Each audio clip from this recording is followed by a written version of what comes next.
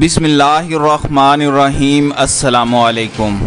وزیر اعظم عمران خان نے واضح کیا ہے کہ پاکستان بھارت سے بات چیت کے لیے بہت کچھ کر چکا ہے، اب مزید کچھ نہیں کر سکتا۔ بھارت سے مذاکرات کا فائدہ نہیں ہے۔ امریکی اخبار نیو یارک ٹائمز کو انٹرویو دیتے ہوئے وزیر اعظم عمران خان نے ایٹمی صلاحیت کے حامل دو ہمسایہ ممالک کے درمیان کشیدگی کم ہونے کے امکان کو رد کر دیا، جبکہ ان کی بھارت کے خلاف تنقید میں مزید شدت آ گئی۔ انہوں نے اپنے انٹرویو میں کہا کہ اس وقت نئی دہلی میں جو حکومت ہے وہ جرمنی کے نازیوں جیسی ہے۔ وزیر اعظم عمران خان کا کہنا تھا کہ اس وقت دو ایٹمی طاقتیں ایک دوسرے کی آنکھ میں آنکھ ڈالے ہوئے ہیں، کچھ بھی ہو سکتا ہے۔ انہوں نے ایک مرتبہ پھر دنیا کو خبردار کرتے ہوئے کہا کہ کشیدگی بڑھنے کا خطرہ ہے، دنیا کو اس صورتحال سے خبردار رہنا چاہیے۔ وزیر اعظم پاکستان نے کہا کہ مقبوضہ کشمیر میں 80 لاکھ کشمیریوں کی زندگیوں کو خطرات لاحق ہیں، جبکہ خدشہ ہے کہ مقبوضہ وادی میں نسل کشی ہونے والی ہے۔ انٹرویو میں انہوں نے باور کروایا کہ اپنے دورہ امریکہ کے دوران انہوں نے امریکی صدر ڈونلڈ ٹرمپ کو خطے کی انتہائی تباہ کن صورتحال کے خدشے سے آگاہ کر دیا ہے۔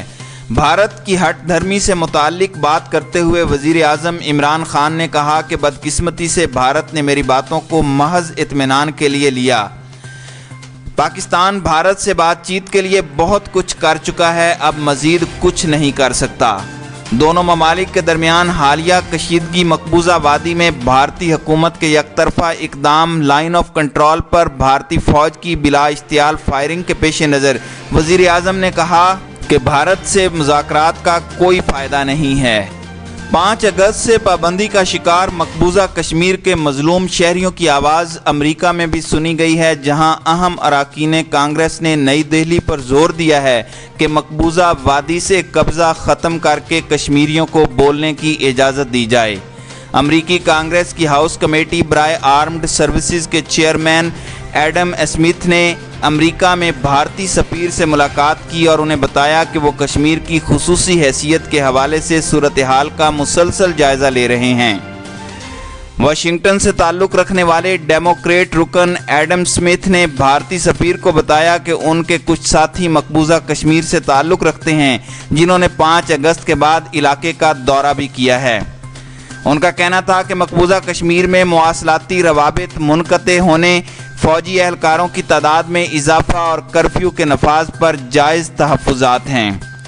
انہوں نے بتایا کہ ان کے ساتھیوں نے دیکھا کہ مقبوضہ کشمیر کے رہائشی تنہا ہیں، جبکہ پورے علاقے کا محاصرہ جاری ہے، جہاں سے باہر رابطہ کرنا تقریباً ناممکن ہے۔ ایڈم اسمتھ نے بھارت کو یہ بھی یاد دہانی کروائی کہ اس فیصلے کے ممکنہ نتائج خطے کے مسلم آبادی اور دیگر اقلیتوں پر حال کے ساتھ ساتھ مستقبل میں بھی اثر انداز ہوں گے۔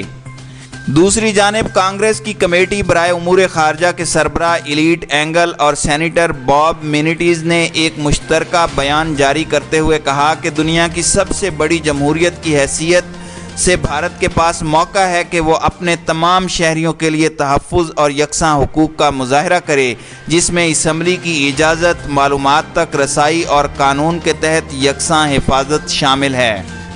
امریکی قانون سازوں نے بھارتی حکومت کو یاد دہانی کروائی کہ شفافیت اور سیاسی شمولیت جمہوری نمائندوں کے لیے بنیادی حیثیت رکھتی ہے۔ ان کا مزید کہنا تھا کہ انہیں امید ہے کہ بھارتی حکومت جموں اینڈ کشمیر میں ان اصولوں پر عمل درآمد کرے گی۔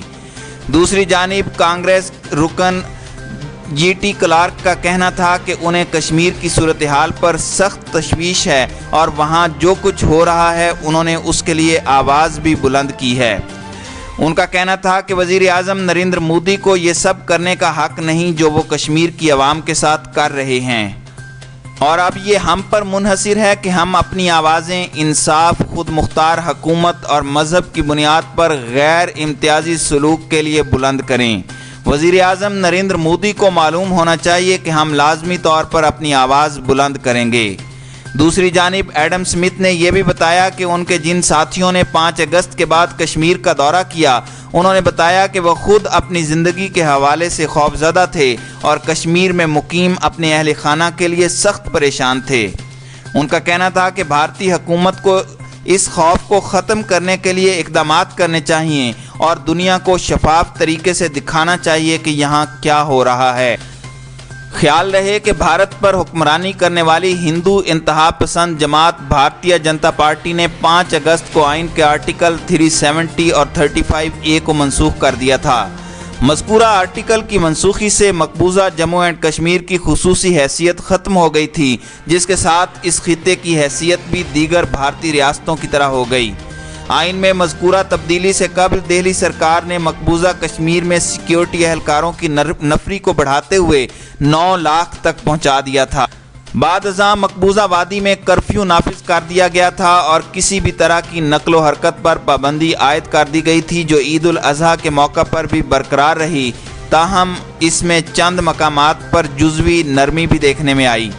واضح رہے کہ کشمیر کی خصوصی اہمیت ختم کرنے کے بعد وادی میں ہونے والے انسانی حقوق کے استحصال پر امریکی میڈیا بھی بول پڑا اور اقوام متحدہ کے کردار پر بھی سوالات اٹھا دیے۔ CNN نے اپنی رپورٹ میں سوال اٹھایا کہ کیا کشمیر جیسے اس اہم ترین مسئلے پر سلامتی کونسل مزید 50 سال گزرنے کے بعد اپنا کردار ادا کرے گا؟ خیال رہے کہ بھارت کی جانب سے آرٹیکل 370 کی منسوخی کے بعد سفارتی سطح پر پاکستان بہت زیادہ متحرک دکھائی دیتا ہے۔ اس ضمن میں نہ صرف پاکستانی وزیر خارجہ دیگر ممالک سے روابط میں ہیں، بلکہ اسلام آباد کے مطالبے پر مسئلہ کشمیر پر بات چیت کے لیے اقوام متحدہ کی سلامتی کونسل کا بند کمرے میں اجلاس بھی منعقد ہو چکا ہے۔